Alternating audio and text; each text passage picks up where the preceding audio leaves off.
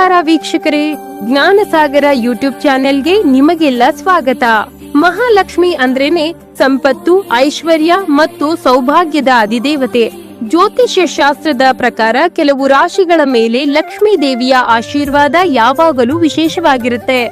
ಈ ವಿಡಿಯೋದಲ್ಲಿ ನಾವು ಲಕ್ಷ್ಮೀ ದೇವಿಗೆ ಅತ್ಯಂತ ಪ್ರಿಯವಾದ ಆ 5 ಅದೃಷ್ಟದ ರಾಶಿಗಳು ಯಾವುವು ಮತ್ತು ಆ ರಾಶಿಯವರನ್ನೇ ದೇವಿ ಹೆಚ್ಚು ಇಷ್ಟಪಡಲು ಕಾರಣಗಳೇನು ಎಂಬುದನ್ನು ವಿವರವಾಗಿ ಹೇಳಿದ್ದೇವೆ. ನಿಮ್ಮ ರಾಶಿಯು ಇದರಲ್ಲಿ ಇದೆಯೇ ಎಂದು ತಿಳಿದುಕೊಳ್ಳಲು ವಿಡಿಯೋವನ್ನು ಕೊನೆಯವರೆಗೂ ವೀಕ್ಷಿಸಿ. ಇನ್ನು ಈ ವಿಡಿಯೋದಲ್ಲಿ ನೀವು ತಿಳಿಯುವ ಪ್ರಮುಖ ಅಂಶಗಳು ಹೀಗಿವೆ. ಮಹಾಲಕ್ಷ್ಮಿಯ ಅನುಗ್ರಹ ಪಡೆದ 5 ಅದೃಷ್ಟದ ರಾಶಿಗಳ ಬಗ್ಗೆ. ಈ ರಾಶಿಯವರಿಗೆ ಮಹಾಲಕ್ಷ್ಮಿ ಇಷ್ಟಪಡಲು ಕಾರಣ. ಲಕ್ಷ್ಮೀ ದೇವಿಯ ಕೃಪೆಗೆ ಪಾತ್ರರಾಗಲು ಎಲ್ಲ ರಾಶಿಯವರು ಅನುಸರಿಸಬೇಕಾದ ಕ್ರಮಗಳು.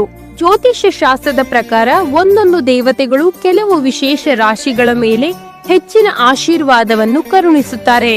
ಈ ಹಿಂದಿನ ವಿಡಿಯೋದಲ್ಲಿ ಹನುಮಂತನಿಗೆ ಪ್ರಿಯವಾದ ರಾಶಿಗಳ ಬಗ್ಗೆ ಮಾಹಿತಿ ನೀಡಿದ್ದೆವು.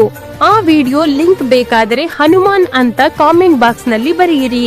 ಈಗ ವಿಷಯಕ್ಕೆ ಬರ್ತೀನಿ. ಆಂಜನೇಯ ಸ್ವಾಮಿಯಂತೆ ಲಕ್ಷ್ಮೀ ದೇವಿಗೂ ಸಹ ಕೆಲವು ರಾಶಿಗಳ ಮೇಲೆ ಹೆಚ್ಚು ಪ್ರೀತಿ ಇದೆ ಎಂದು ಜ್ಯೋತಿಷ್ಯ ಶಾಸ್ತ್ರವು ಉಲ್ಲೇಖಿಸುತ್ತದೆ. ಆ ರಾಶಿಗಳು ಹೀಗಿವೆ ನೋಡಿ. ಲಕ್ಷ್ಮೀ ದೇವಿಯ ಕೃಪಾ ಕಟಾಕ್ಷ ಇರುವ ಮೊದಲ ರಾಶಿ ಎಂದರೆ ಅದು ವೃಷಭ ರಾಶಿ. ವೃಷಭ ರಾಶಿಯ ಅಧಿಪತಿ ಶುಕ್ರ. ಶುಕ್ರ ಗ್ರಹವು ಜ್ಯೋತಿಷ್ಯ ಶಾಸ್ತ್ರದ ಪ್ರಕಾರ ಸಂಪತ್ತು, ವೈಭವ ಮತ್ತು ಐಷಾರಾಮಿ ಜೀವನದ ಸಂಕೇತ. ಹಾಗಾಗಿ ಲಕ್ಷ್ಮೀ ದೇವಿಯ ಕೃಪಾ ಕಟಾಕ್ಷ ಇವರ ಮೇಲೆ ಸದಾ ಇರುತ್ತದೆ. ಇದಲ್ಲದೆ ಈ ವೃಷಭ ರಾಶಿಯ ಜನರು ಕಷ್ಟಪಟ್ಟು ಕೆಲಸ ಮಾಡುವ ಗುಣವುಳ್ಳವರು. ಇವರ ಮೇಲೆ ಮಹಾಲಕ್ಷ್ಮಿಯ ಕೃಪೆ ಹೆಚ್ಚಾಗಿರುತ್ತೆ.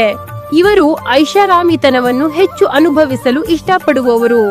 ಇನ್ನು ಮುಂದಿನ ರಾಶಿ ಕಟಕ ರಾಶಿ. ಕರ್ಕಾಟಕ ರಾಶಿಯೂ ಸಹ ಲಕ್ಷ್ಮೀ ದೇವಿಯ ಅತ್ಯಂತ ನೆಚ್ಚಿನ ರಾಶಿಗಳಲ್ಲಿ ಒಂದಾಗಿದೆ. ಈ ರಾಶಿಯ ಅಧಿಪತಿ ಚಂದ್ರ. ಲಕ್ಷ್ಮೀ ದೇವಿಯ ಕೃಪಾ ಕಟಾಕ್ಷ ಈ ರಾಶಿಯ ಮೇಲೆ ಸದಾ ಇರುತ್ತೆ.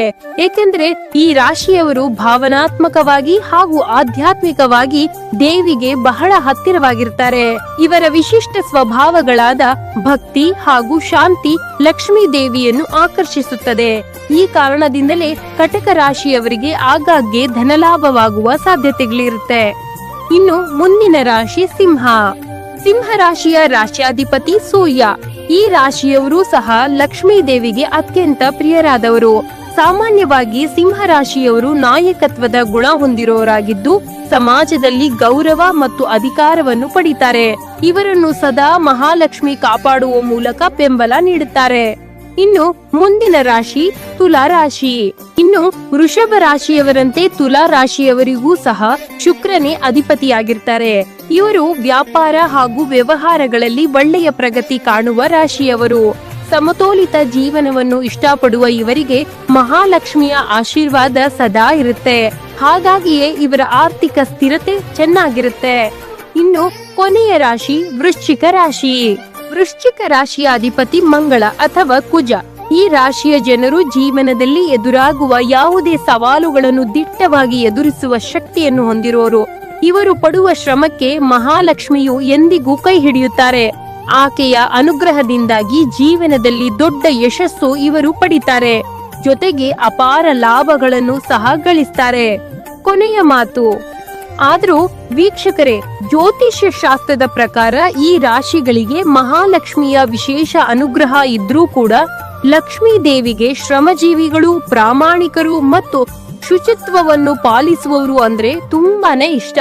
ಅವರು ಯಾವುದೇ ರಾಶಿಯವರಾಗಿದ್ರೂ ಸಹ ಆ ದೇವಿಯು ಅಂತವರ ಮನೆಯಲ್ಲಿ ನೆಲೆಸುವ ಮೂಲಕ ಸಂಪತ್ತು, ಸಮೃದ್ಧಿ ನೀಡುತ್ತಾರೆ. ಹಾಗಾಗಿ ಎಲ್ಲಾ ರಾಶಿಯವರು ಮನೆಯನ್ನು ಶುಚಿಯಾಗಿಟ್ಟುಕೊಳ್ಳೋದು, ಹಿರಿಯರನ್ನು ಗೌರವಿಸೋದು, ಜಗಳ ಆಡದಿರೋದು, ಸಂಜೆಯ ವೇಳೆ ದೀಪ ಹಚ್ಚುವಂತಹ ಕೆಲಸಗಳನ್ನು ಮಾಡೋದ್ರಿಂದ ಲಕ್ಷ್ಮೀ ದೇವಿಯನ್ನು ಬರಮಾಡಿಕೊಳ್ಳಬಹುದು.